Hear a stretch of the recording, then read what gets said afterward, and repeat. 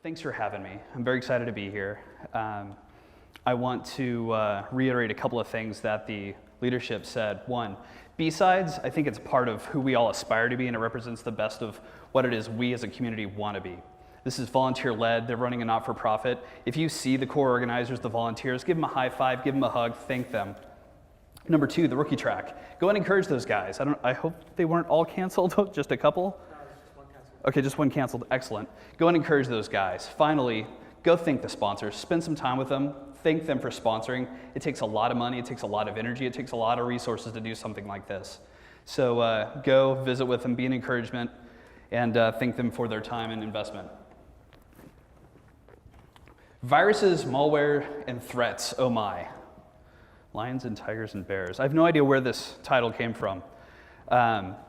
Very briefly, a brief introduction. My name is Trey Ford. I'm the global security strategist for Rapid7.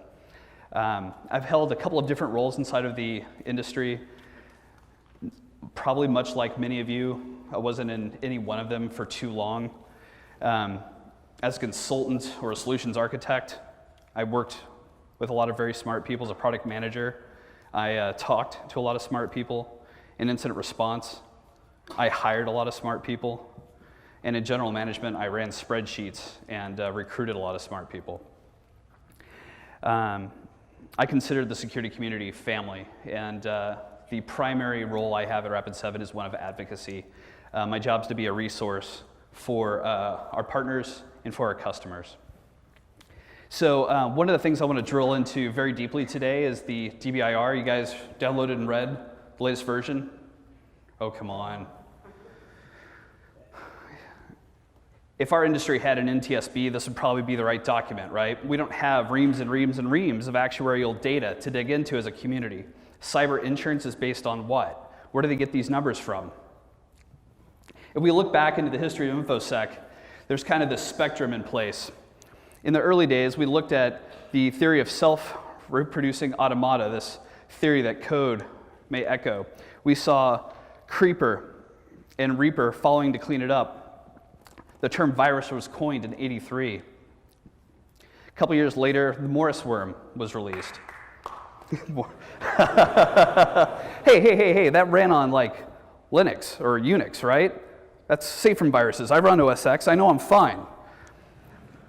Morris is actually interesting. In the United States, what brought Morris into play, what later became as the Computer Fraud and Abuse Act, this notion where legislation said, hey, this computer stuff, these hackers, we need to do something about it. We need to create a way to manage that. It was in response to this. Morris was actually the first person thrown in jail under the Computer Fraud and Abuse Act. In the 90s, we saw DOS and Windows viruses. 2000 was fun because through the 2000s, we saw all kinds of things. I love you, Slammer, My Doom. In that time zone, we went from where we were cleaning up viruses. How many of you guys can just rattle off all the registry key hives you need to go through and clean out when you're manually removing a virus? Like, this was old school, not old school, I'm young, old school for me. That all changed with Code Red, NIM Sasser. This was where the notion of we can't clean up to get to a trusted computing base. Things changed a little bit. So we went to the nuke and pave timeline. But thankfully, antivirus saved us.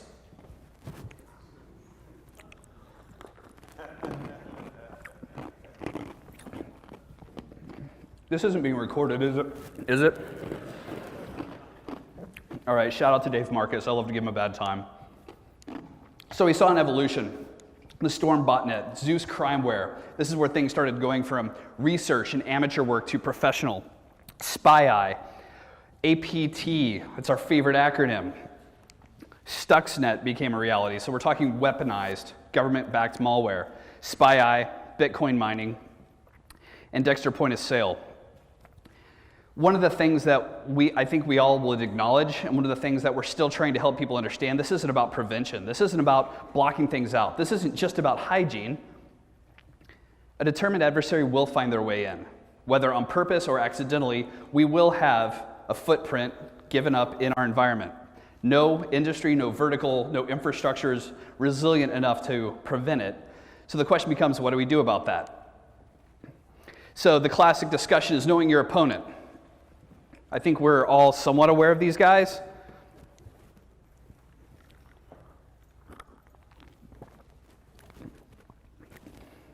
I have to chew the ice cubes. It's like the rudest thing I could do.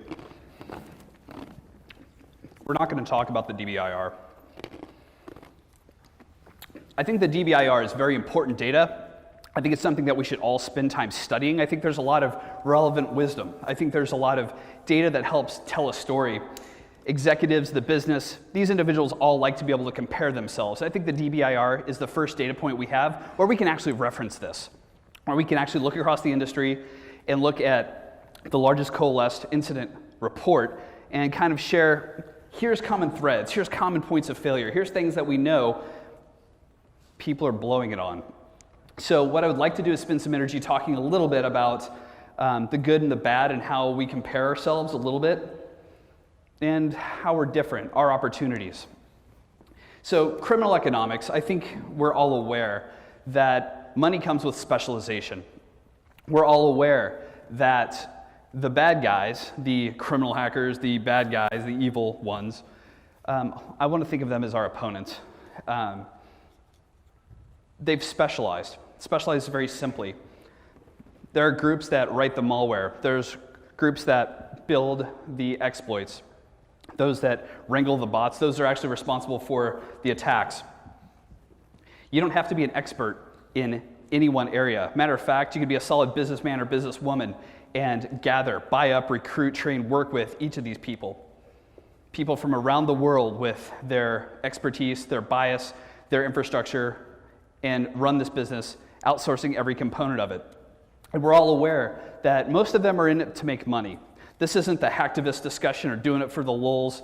This isn't talking about whether or not they're in it for the money. It's a question of what in your environment, what infrastructure do you and your clients, your customers, work to try to protect. The FBI recently announced that the healthcare industry is considerably further behind than a lot of other verticals. And in discussion, one of the things I wanted to underscore with those asking for thoughts on this was that if we take a look at this, and this is not very clean, this FULS information, we're all familiar with how databases work. We spend a lot of time messing with SQL injection, finding ways to interact with interpreters, finding large troves of data that's easily parsed, easily identified. You can write regex to identify and pull off. This is how Target, Neiman Marcus, all those kind of guys ran into problems. What's interesting about this is payment systems are designed to detect fraud.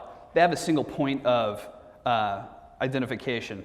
If I and the people in this first, well, not 4 rows, the first 4 rows are empty, but the first 10 rows, if we all shopped at the same place, stopped at the same coffee shop on the way here this morning, and one by one, our cards started being used for fraud, they would have a single point of purchase. They would say, hey, all the cards within this window of time had been compromised. We're all aware of these systems, right? How does this work in healthcare?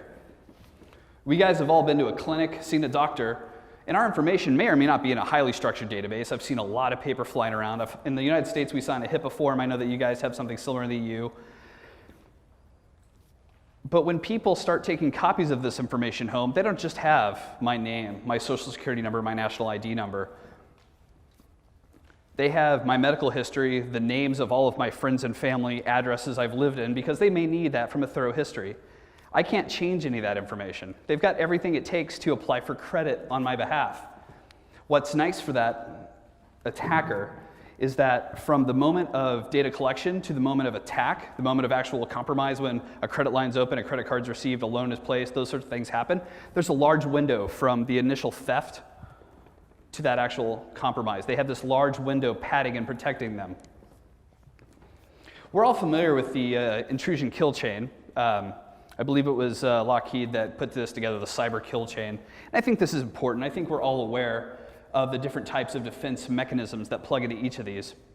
I assume you guys almost all have aspects of this.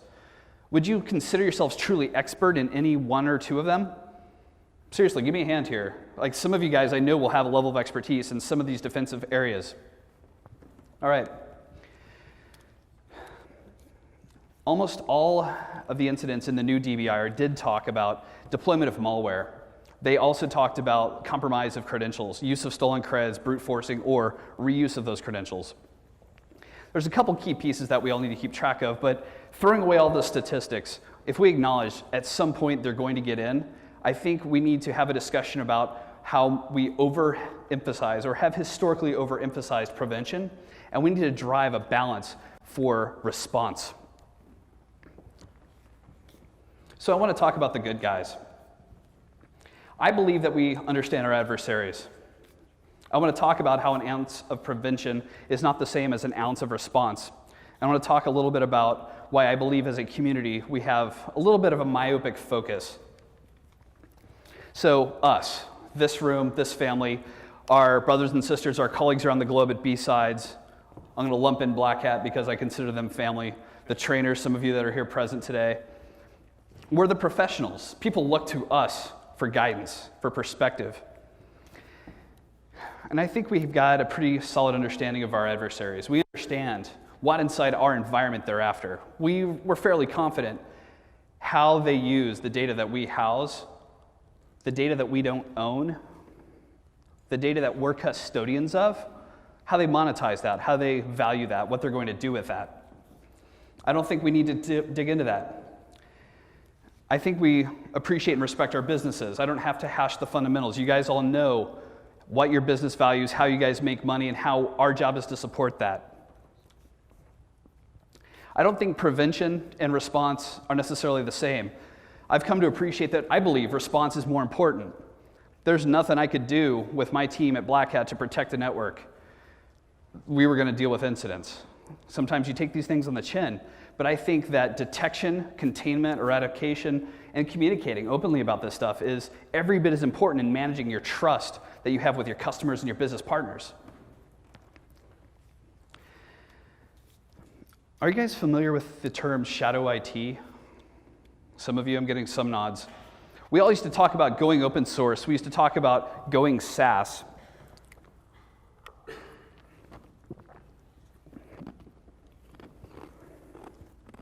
But we don't control that anymore.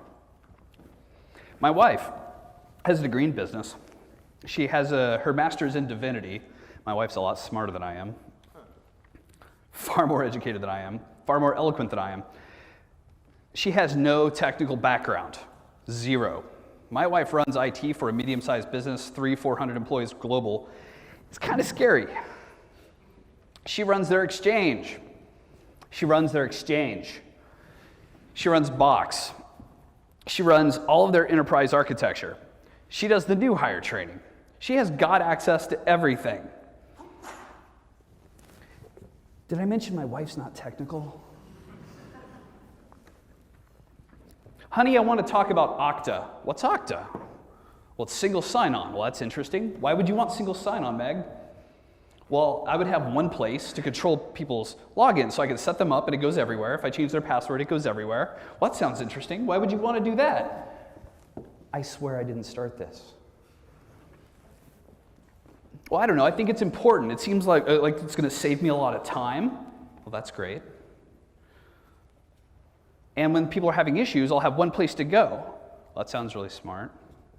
And last week when we had to let this guy go, it took me like 45 minutes to clean this stuff up, and we saw that he was still logged into some things. Oh, that sounds bad. Why is that bad? What do you want to do about that? This is interesting to me. My not technical, although extremely bright wife is explaining to me things that you and I know. One of my best friends, Quentin, he always says, if you're explaining, you're losing. I've found that if I try to explain anything to my wife, I've already lost. And when she starts articulating to me core principles of what you and I would consider to be good hygiene. Now, we haven't got to this patch thing for her company, but I'm not really their CSO. I kind of coach and throw things over the wall, like, hey, this Heartbleed thing, get on it.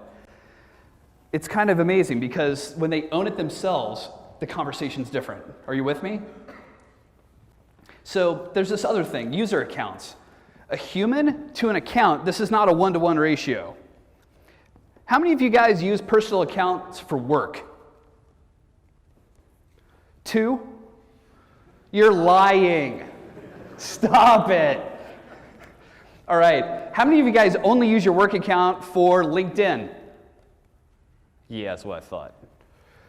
Now, marketing professionals deal with this all the time. Most of this infrastructure, we don't have a one-to-one ratio. We're all accustomed to, spoiled to. I'm an old Novell guy. I can't say old. Old's not real. I believe in Novell. I love Novell. There's this idea. They had the NDS, like their directory architecture, right? Really brilliant. Do you guys remember getting excited in Active Directory when you could drag and drop a user into another OU? That was awesome.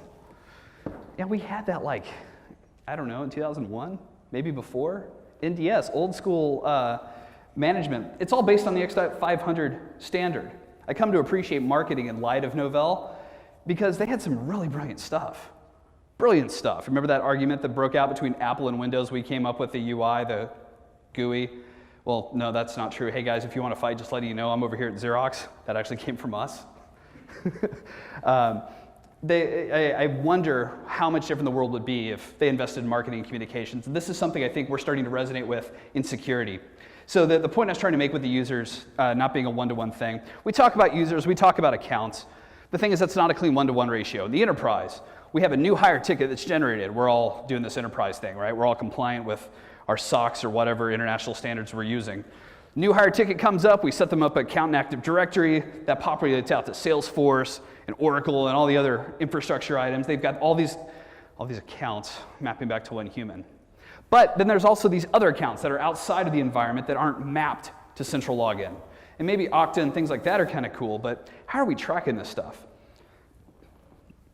How many of you guys wear, whether directly by title or by volunteer fireman type of uniform, an incident response title for your company? Come on, get your hands up, be proud of that. You're my people. Yes. All right, God bless you guys. How many of you guys have dealt, of that group, or how many, the rest of you, how many of you have dealt with accounts that weren't corporate accounts? You're finding out that personal accounts on some level are affecting corporate resources. It does happen. Whoa, that's more hands than IR. All right, this is a serious problem. We've got to be thinking about how to keep track of this. What I'm finding is that, I'm not going to talk about deperimeterization. There's too many syllables in there for it to make any sense. I want to think about this notion that partnering with the user, empowering the user, championing their safety, becoming their trusted counterpart, I don't think that there's any greater cause. And there's something that we're going to have to shift in our attitudes, and I'm going to go there in a second. We as a community, I think, have a myopic focus on the technical. Why do you think that is? It's not something we set out to do. I don't think we all aspire to be Dilbert. Is Dilbert international? Do you guys do Dilbert over here? Okay, I don't ever know.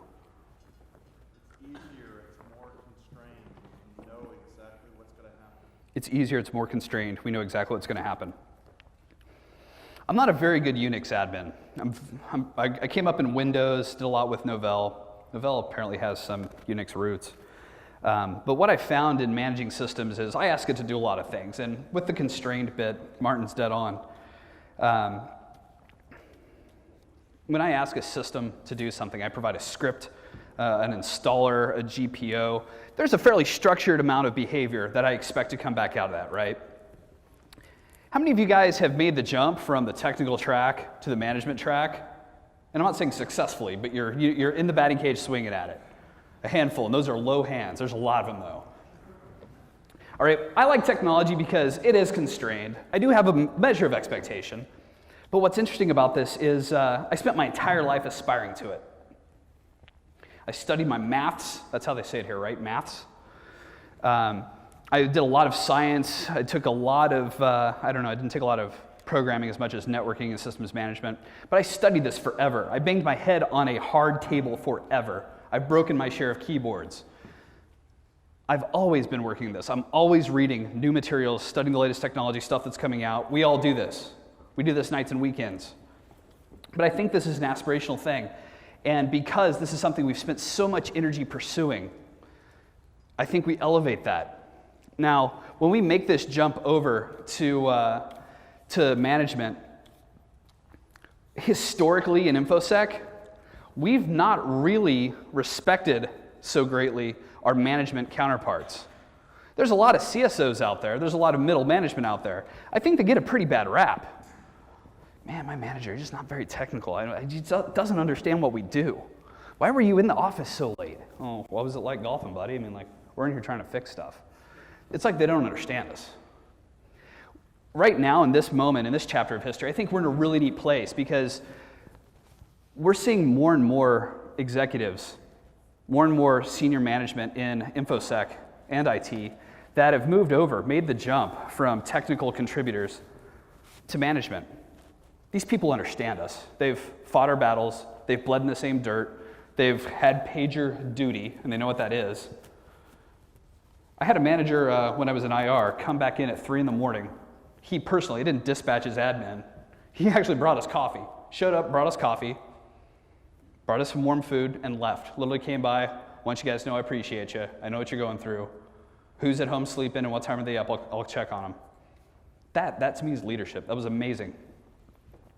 Middle management, technical management, they get a bad rap. How many of you guys have said the following? That's crap. That's crap. Middle management brought you something. Your boss. No, your boss doesn't always sit on the executive board. It doesn't go from God to the CEO to them down through. No. They're middle management. Something I'm guilty of all too often, and I'm sure that you've faced this as well. They've come to you with something, a directive, a decision that we don't agree with. And of course, being the strong InfoSec type, we let them know. We laid it out. Because clearly they don't get it. We're not in that age anymore. What I think we lose sight of is that these managers, they listen to us, they care for us, they support us. Many of them have walked a mile in our shoes, maybe 5 miles in our shoes. I mean, come on, guys, we're the next generation. Most of us are standing on the shoulders of giants. Some of those giants are, in fact, our managers. And we lose sight of the fact that these managers are bloody on the side that we're not looking at because they went to management, they fought the fight, and they gave every argument we just gave and more. Are we guilty of that? I'm guilty of that. I don't want to be guilty of that, but I am. I have to eat my dog food on this. And so there have been times, I did this in IR. Of course, IR is kind of emotional, and when you're sleep deprived, you're extra stupid. Club Mate doesn't help that. At Black Hat, I did it. But this is interesting, right? Because we lose sight that we've worked so hard to educate our managers and our counterparts that they lose track. They don't know what we're doing. They've fought the battle for us, and it's our job to help educate them on, hey, making sure that you're articulating the arguments correctly, and did you remember all these other points? And sometimes you just have to take it. You pick your battles, and that's their job, not ours.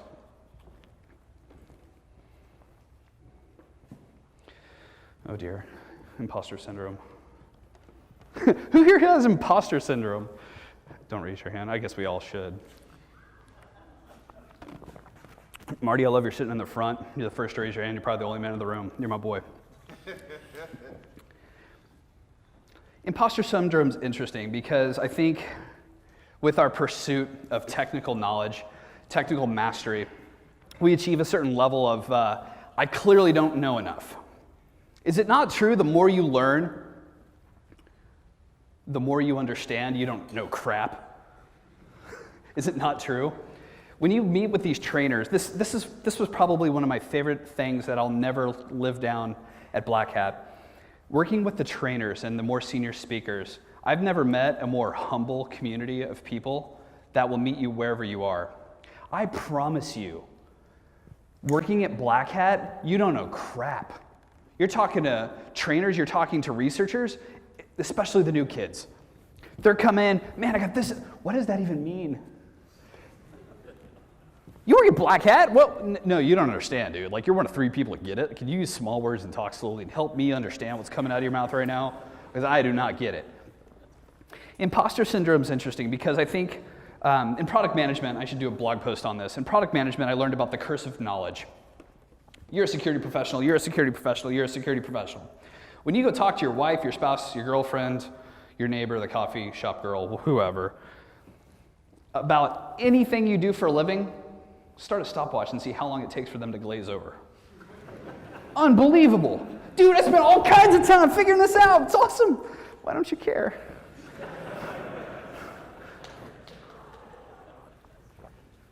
The curse of knowledge is awesome because once you know something, you just assume people know. It's so clear. I figured it out. Scariest position I've ever been in, coming off stage from doing a big talk at Black Hat, fired up, nailed it. I think I nailed it. And some dude walks up, he's like, hey, so that application you were talking about, did you find this and this, and how'd you get past it? I'm like, oh shit, he was in as deep as I was. Help. So what's interesting about this is, one, when you're doing this research, when you're finding something, not only are you doing something that is rarefied air, you're one of a handful of people that may or may not get it. Number two, when you go on stage to talk about it, you're one of a few people in the room that it's actually going to keep up. Let me illustrate my point. Dan Kaminsky, on stage, opens a terminal window. I did not say popped a shell. Opens terminal, enter, pops terminal. Standing thunderous applause at Black Hat. Can you explain to me what that's all about? How often do you open a command shell at work? Do you hear applause? Your stalker tweeting over the internet, yes! No, there's nothing happening. So the curse of knowledge, just be aware of this. And don't assume, don't be upset when people don't follow, but just be aware of this. This curse of knowledge, it haunts us everywhere. So when I think about the middle manager, when I think about the presentation that we give to IT, when I think about lining somebody out, even inside my security team, that understands me, you guys know what this is? I can promise you when I did a Google search to find permission to reuse this graphic, I cannot find a copy of this, so this is not going to be in the official slide deck. It's coming out. Muhammad Ali standing over Sonny Liston. You want to lose your money, you better bet on Sonny. How often do we walk into a meeting fired up because we've done the homework? People often misunderstand us because we're cocky, we're smart. I think that doesn't necessarily map to the best traditions, the honor that is the community, the shoulders that we stand on, the giants that have held us and coached us and supported us and lifted us up. I think that we're often miscast because we speak from a place of conviction. It's actually humility and passion. We stayed up all night. We read the RFCs. We banged on it till we got there. And I think we're often misunderstood. So what separates the bad guys, the hackers, the criminals, from the good guys? It's not the relentless pursuit of accuracy, relentless pursuit of actually popping a shell, success in an attack, even necessarily even success in our business objective, which, by the way, isn't necessarily breaking the damn production environment.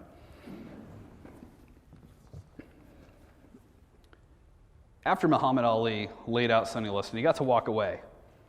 Only 28 years old, look at me, not a mark on the face. The criminals are in it to cash in. They have a singular objective, a singular focus. That's what makes them successful.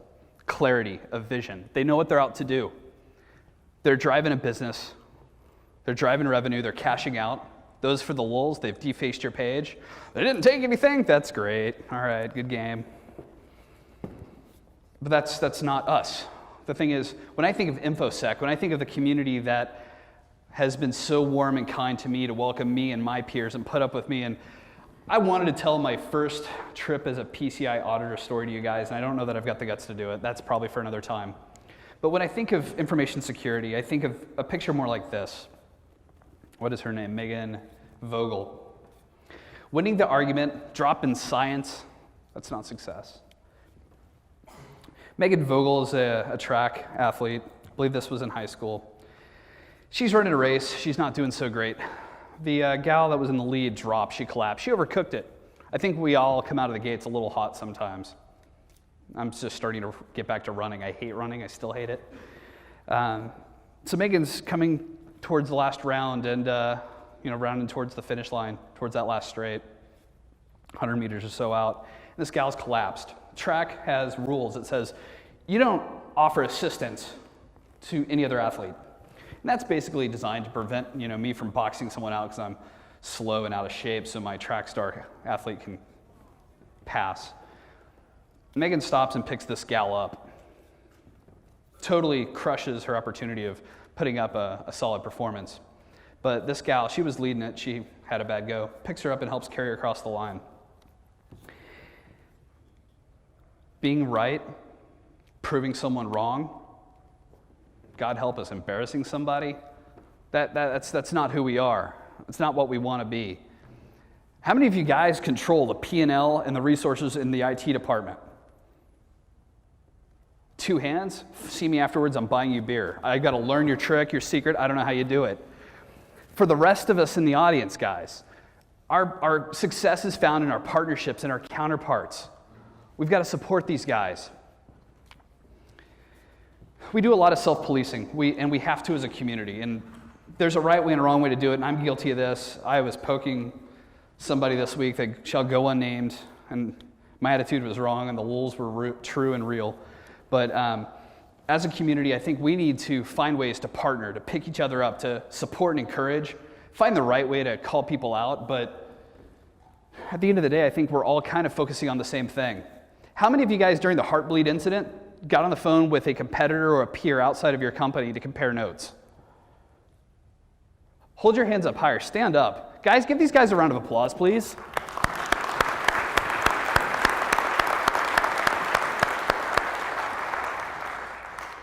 You know, there's nothing in this industry that encourages us to do this. I'm not going to ask for the number of hands bound by multiple NDAs in this house. How many of you have to clear with legal before you can do a talk, let alone put something in writing, let alone a customer-facing email? It's hard. But in those moments, remember, we're entrusted with this data. This isn't ours. That's not my credit card number. You gave it to us. We did a transaction, but we're custodians. It turns out our competitors down the street, this isn't competitive advantage. This is protecting the greater good, right? I think this is important, and I think these conversations have to happen. So when I think about things, I want to think about how some of what our opponents are doing are better than what we're doing. And I know it's against the rules. You're not supposed to put a bunch of words up on slides, but I don't know how bad jet lag is going to be, so I'm going to cheat. I'm sorry. Playing to your respective strengths, specializing. The bad guys. Turns out the best exploit writers aren't the best botnet herders, aren't the best money mules. They specialize, right? Early on, as a pretty decent systems engineer, wasn't too bad with Windows management, group policy. I was pretty decent at troubleshooting a network. I don't want to think I'm very good at Excel, but I'll be dogged at Black Hat if I didn't get really good at Excel. That's where I live my life. But I think we need to find ways to specialize, to drive energy into that. We need to capitalize on our natural strengths. The criminal enterprise has something a little different in terms of competitive issues. And having beer with a grug, and I recommend if you ever have a beer, make it one. Those of you that know the grug know that that's the right solution. Hey, Marty? When we partner with organizations, we partner with other professionals. When you hire, you're partnering. When you're interviewing and meeting with security, talk to the IT team and figure out who you're going to be working with. They're your lifeblood.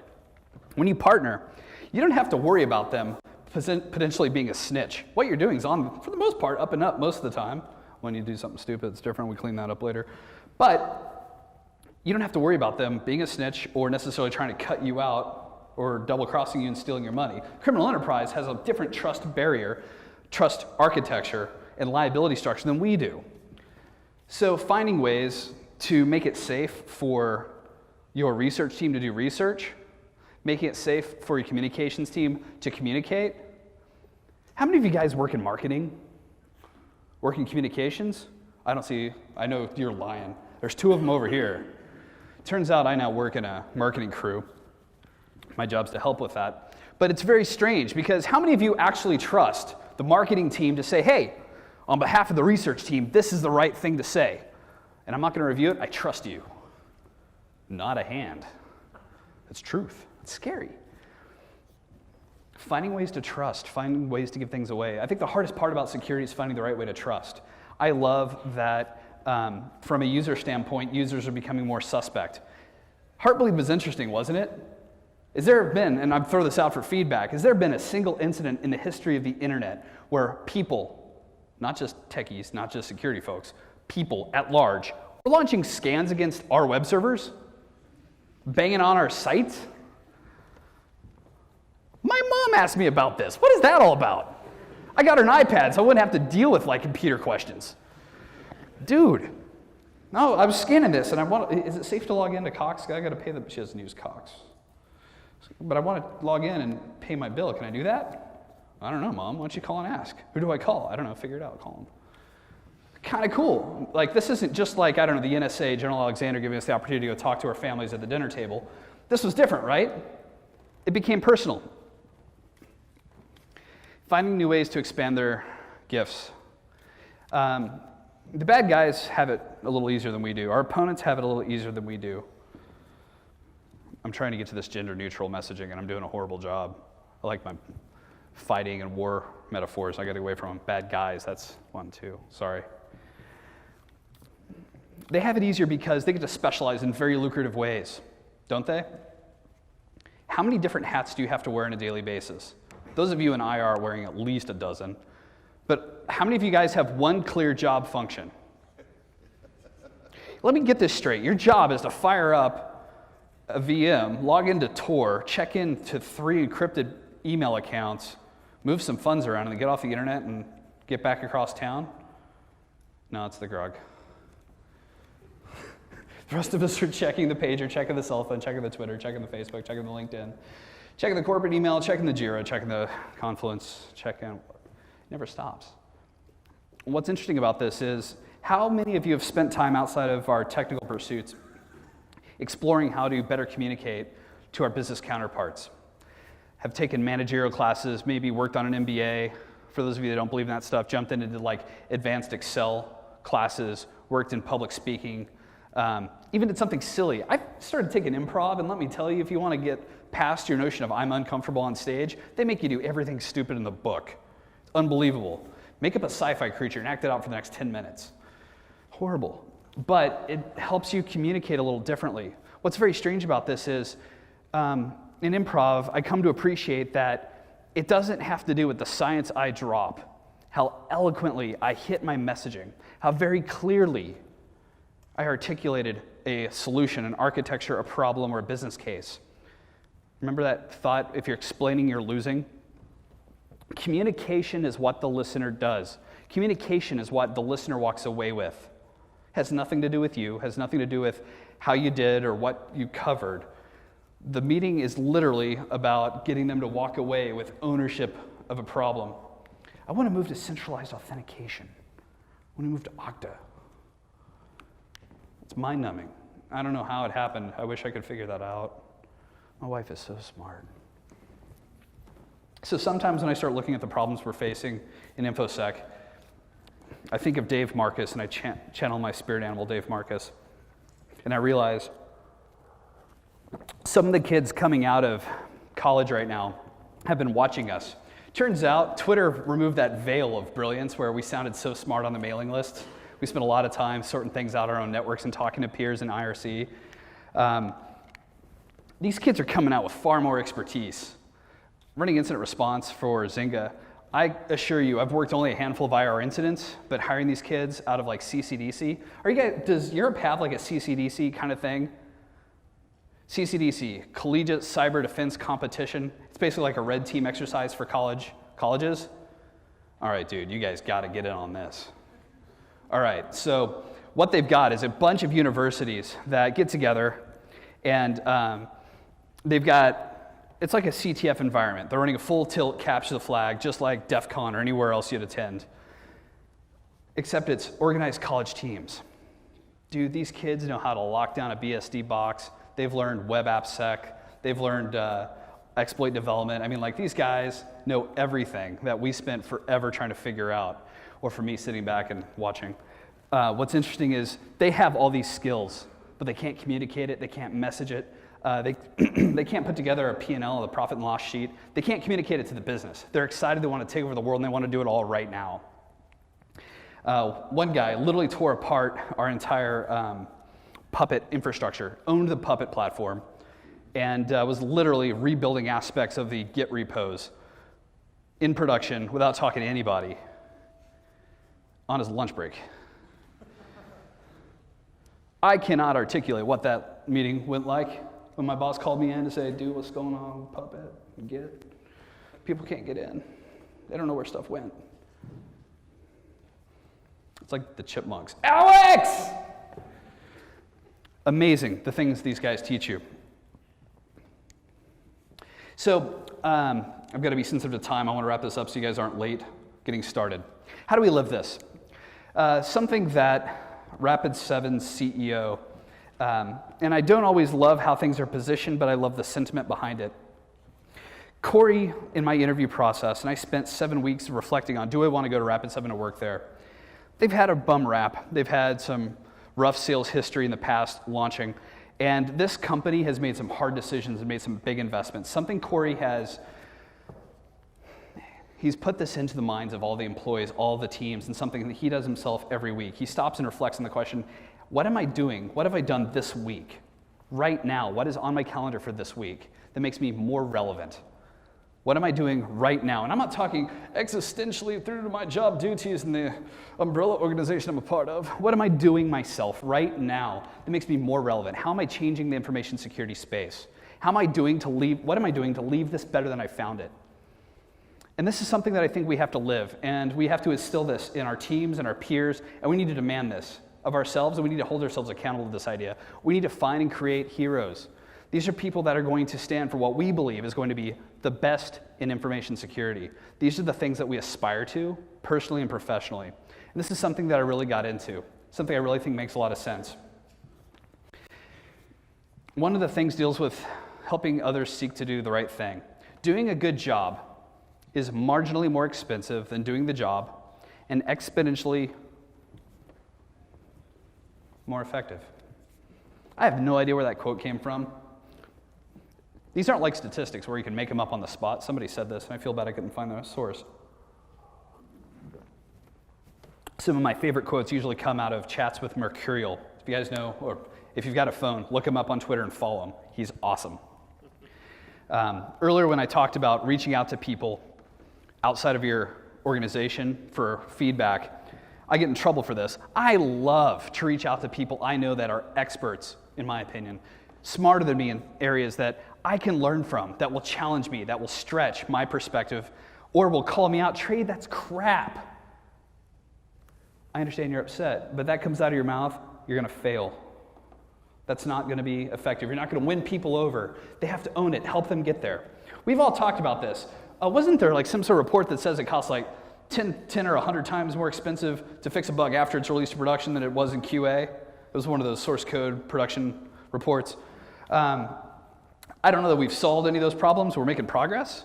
But I think the sentiment carries that if we're going to do something, this probably flies in the face of agile methodology, and that's a whole different philosophy. We're not going to get into that today. But doing something right is worth the additional investment. Rich came all the way from San Francisco today. Rich is, I call him the director of awesome. He was my senior marketing guy at Black Hat. I used to preach something called virtuosity.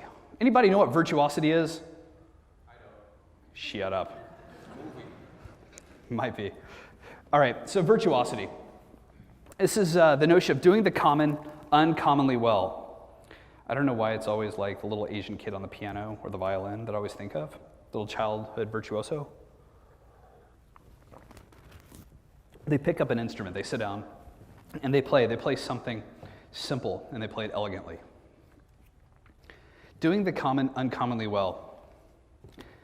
I didn't help organize Black Hat. I was only there for 2 years. I had the honor and the privilege to work with the team to try to help serve a community in this role.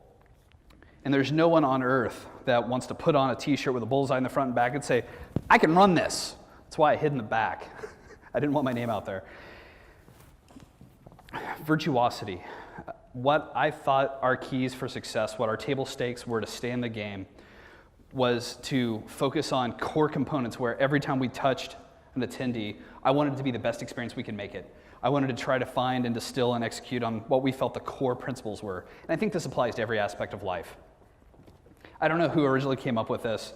I'm pretty sure every coach I ever played football, your football, not America's football, every coach I ever played for always preached the same thing. We're going to focus on the foundation, that little shuffle step where you kick the ball back and forth.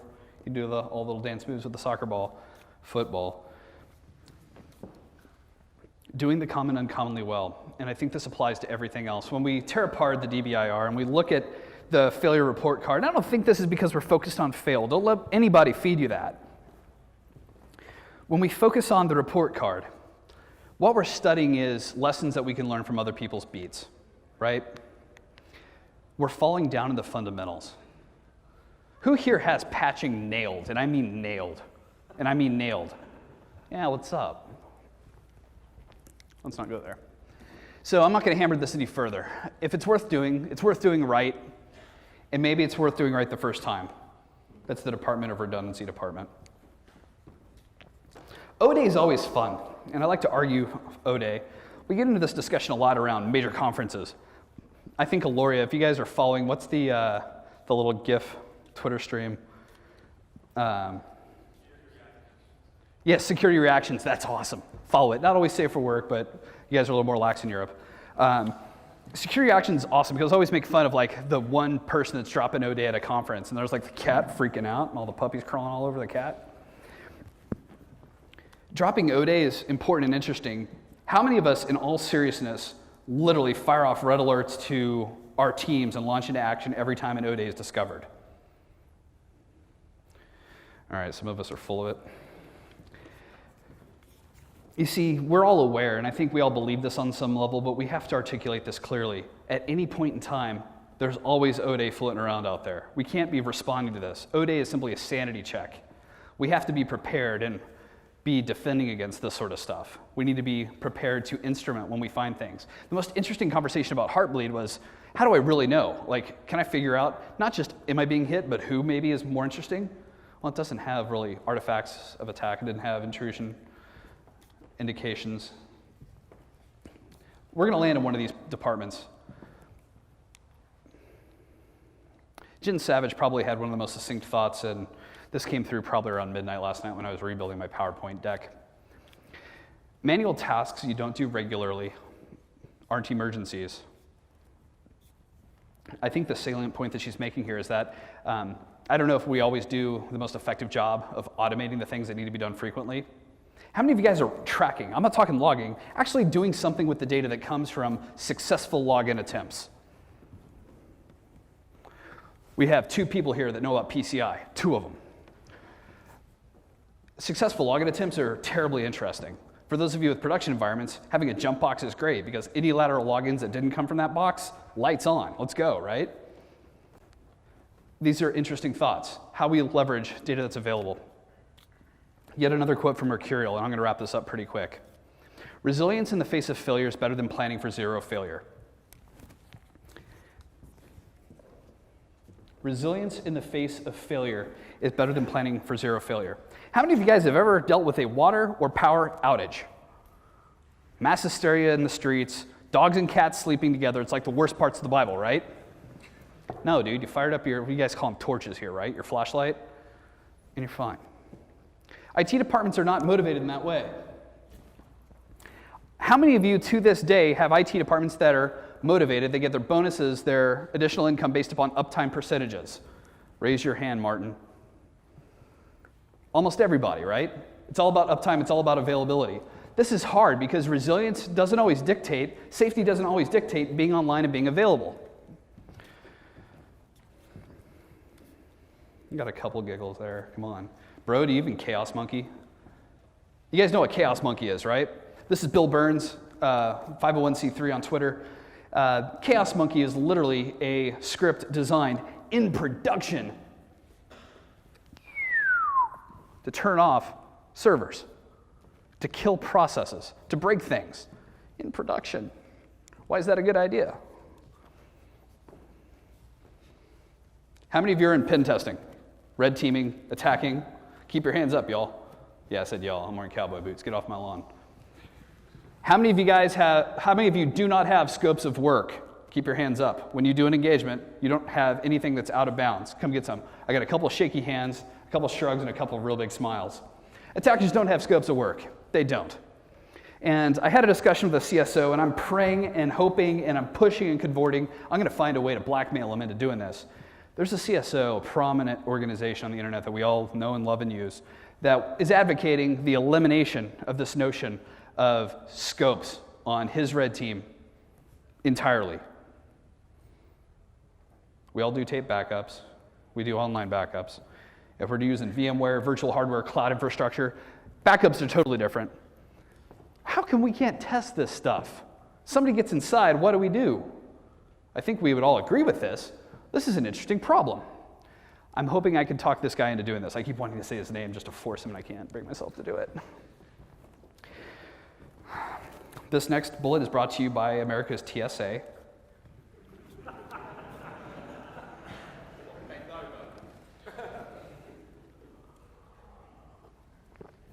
I hope they're not a Rapid7 customer. 100% defense is not possible. So parting shots. I request.